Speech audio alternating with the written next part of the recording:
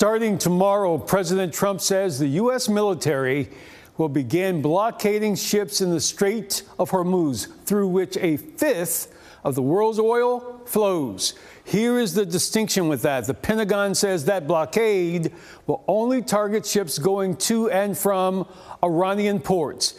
There is already worry that action could drive gas prices higher for you here at home and in the U.S., already up since the war began in Iran about 6 weeks ago. We have more tonight from Torian Small.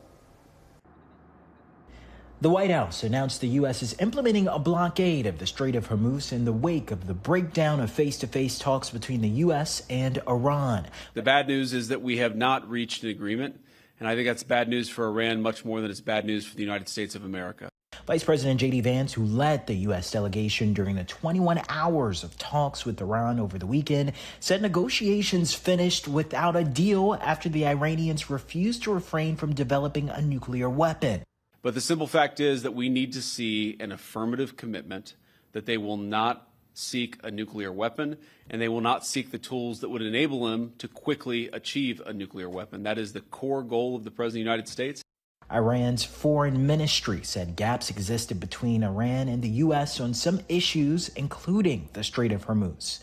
Iran has sought to charge a toll on vessels seeking passage through the strait, prompting President Trump to announce a blockade. In a phone interview on Fox News Sunday, President Trump said the blockade will be similar to the one recently implemented in Venezuela. But we're putting on a complete blockade. We're not going to let Iran make money on selling oil to people that they like and not people that they don't like, or whatever it is. It's going to be all or none, and that's the way it is. And it'll be, you saw what we did with Venezuela. It'll be something very similar to that. All of this comes as a recent CBS News polls show a growing number of Americans are concerned about this conflict with Iran. 68% of those surveyed report they are worried about the conflict, and less than half of those surveyed, 39%, say they approve of the job President Trump is currently doing overall. Torian Small, CBS News, Doral, Florida.